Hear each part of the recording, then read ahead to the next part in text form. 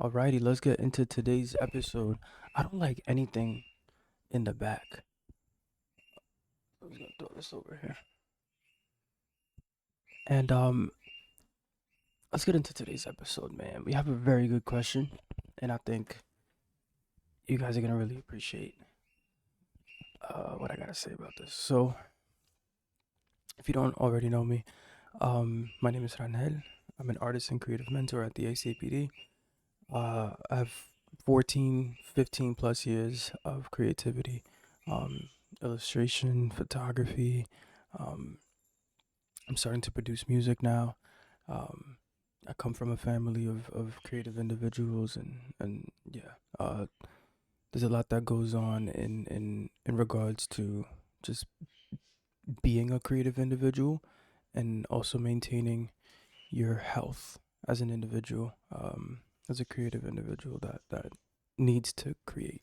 And so that's the theme.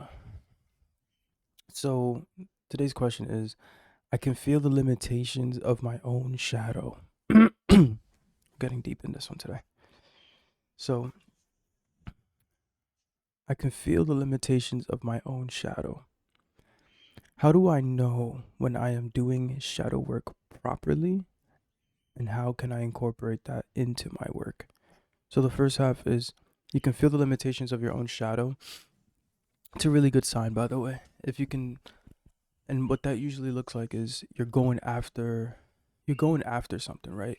You're trying to achieve a specific goal, or you're looking to um you're just looking to do things, right? And you can feel the place where you can feel your own shadow is when you get triggered, when you know that something is good for you, when you know you're going somewhere that you want to be, and something is grappling you and causing you either fear, insecurity, guilt, shame, um greed is one.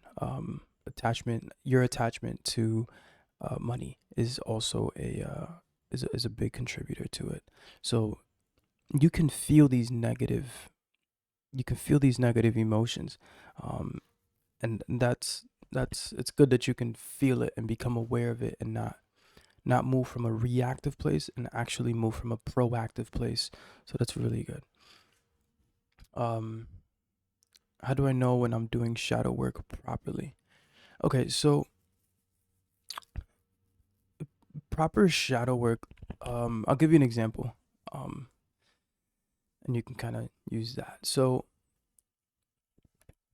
I think 2 days ago, 2 days ago, um I was on my book. I have like the little book, right? And I was writing down a couple of things. What I was really doing was having like a dialogue, right? Like a dialogue between both sides of myself, really. So the the side that I'm always like trying to be positive with, that's kind of like the conscious side, where it's just like, hey, I know what I'm supposed to be doing, I'm gonna do it. That's the side that you initially move with, right? And then, so I would have a dialogue, right? And I would start off like, hey, how are you? Right? And then the second part would be a lot like, um, I'm okay, right? I might not be very open or whatever it is. Um, then you keep going through that. Keep going through that process. Well, no, how are you really, right? What's going on, so on and so forth. And you wanna poke and pry to a degree. You wanna poke and pry at yourself. You wanna say, well, no, what's really going on? Why is this causing you distress? What's causing you problems, right? And you wanna get to a point where you get yourself to open up. You get yourself to think back and feel, right? Because if you can get yourself to feeling, like a prime example, I was talking to myself about, what's it called, um exposing my work, right? I have exposing my work or collaborations and stuff like that. And it get I personally would get very, very upset when, like, I would do something and then that wouldn't get received, so on and so forth. And to put it to put it in simple terms, I had to let myself feel and get to know and get to understand that, okay, like, not getting in the way of myself feeling something, right? And that trigger that I was going through, where I was like, man, every single time I do something, they always make fun of me, or they get angry, so on and so forth, right? Whatever that trigger specifically was, that I'm poking and prying at and saying, no, tell me more about this, what's going on. And what you really want to do for yourself more than anything else is you want to get to yourself to a place where you can listen to yourself. You can listen to yourself, right? And you can listen to yourself go over these negative emotions that you've gone through in the past. You want to just, to a degree, you want to get yourself to a place where you're basically reliving it, and like, and writing it down and saying, they always do this is always a thing. And then you want to get to a place where you're complaining, and you're pleading, and you're angry, and you're sad as you're writing this stuff, right? And because in a day-to-day basis, if you get triggered, you're going to go back into that state regardless, where you're just spiraling in a negative direction. So what you really want to do is replicate that, poke and pry at yourself until you spiral negatively, and then pull yourself out of it and tell yourself that everything is okay, and that those things are not going to occur, and you're going to take care of yourself now. That's that's a great indicator of you saying, okay, I'm doing this properly, where you get yourself to a place of that negative spiraling. Because if you can pull yourself out of that, you're not moving from a reactive place where now the world kind of puts you in there, and you're like, see, this is why. It's no, we're going to rewrite it, and I'm going to pull you out of it, and we're going to reprogram, and we're going to reevaluate what's going on here, so you can move from a better place. And I'm going to show you that there are better things out there. That's what you got to do for yourself, because it's like, it's basically an antivirus to getting triggered. It's basically an antivirus to, you know. So how do you know if you're doing shadow work properly? It should feel like you're right back where you don't want to go. That's exactly how it should feel like. And you should stop. You should learn how to, like, you should get to a place where you're like, damn, I could feel this negative energy. I could feel the hate that's in my heart, and then be able to kindly pull yourself out of it. That's a good indicator. It's like, a good indicator is if that I'm repeating myself because this is real, and you can feel it. It hurts and it's sick to go through that stuff. Um, Not sick, healthy. It's a healthy thing to go through that. How can I incorporate that into my work? So, I think creativity, at least when you're creating or making artwork, it is a level of shadow work. It's really, if you do it correctly, if you go deeply into um your work, it should basically feel like shadow work. Uh, Look, I mean, there's multiple ways to go about this. Like, in regards to different, you have different art forms, you have different, that, like, all these art forms, like, they basically, there's a way to incorporate your shadow and to utilize your shadow in them, right? Let's go with, you know uh let me see, because music, right? You have music and you have writing a song. A lot of people like to write songs in a dialogue, right, where it's like you have somebody who's talking on one side and then talking from a different side. I think if you, in songs, or at least when you're writing, you can go the comforting route, right, where you state the negatives. I uh i hate this, this is always wrong, so on and so forth. And then you come around with the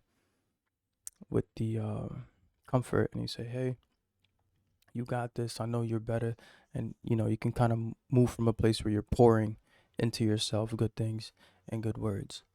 Songs are powerful because these things are basically mantras. So as you're creating these things and you're saying, oh, this is like, like,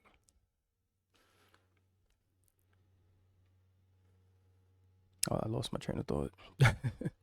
Basically, when you're creating a song, that's a great place to do it, because it's also something you could repeat to yourself. In regards to illustration and visual arts, you can utilize your shadow in regards to. I'll give you a prime example. A lot of times, at least, and what you really want to get away from is this, like, there's this phrase, it's called emotional incarceration. What's his name? Jason Wilson. I got this term from him. Um, a lot of people don't realize how many emotions they're actually putting in the back burner, and part of shadow work is revealing those emotions that weren't there before. So a great way, personally, I've seen to do this is I like to draw the face that I currently feel that I'm not expressing physically. So you could draw an angry face, you could draw a sad face, you could draw a confused face, and that is a way to incorporate it into your shadow. You want to get accustomed to what that negativity and to what that hate and guilt and shame in your life feels like and what it came from. You really want to, as an artist, you really want to become accustomed to and intact with that side, because that's gonna basically become that's gonna basically become where you're funneling and where you're directing a lot of your creativity, right? It's like, oh, maybe your shadow sometimes today needs to be coddled, or needs to be um placed into uncomfortable positions, right? Or whatever it is, you want to use your creativity as a way to nourish and give to your shadow, uh and that's gonna give or reveal as well. There's a lot that you could do here. A very important part is to get in tune with that negativity of yours. Get in tune with that, feel it, and that's gonna help a lot with that process of that's what it is. You're revealing. So yeah, good luck with that, by the way. Good luck with that, and take your time. You definitely want to create a space where it's like, you want to create a space where it's calm and you're at peace, and you don't feel rushed, or you don't feel like you have to, go to a library, go somewhere where you can be quiet, potentially cry if you need to. Um, Really good. That's why I think studio environments are really good for this, because you know studio environment. So yeah, uh, that's about it. Thank you so much for watching. Thank you so much for listening. As always, a link to the creative mentorship will be down below. A link to the hoodie will also be down below. If you got anything from today's episode, please leave a like, and I will see you guys on the next one. Peace.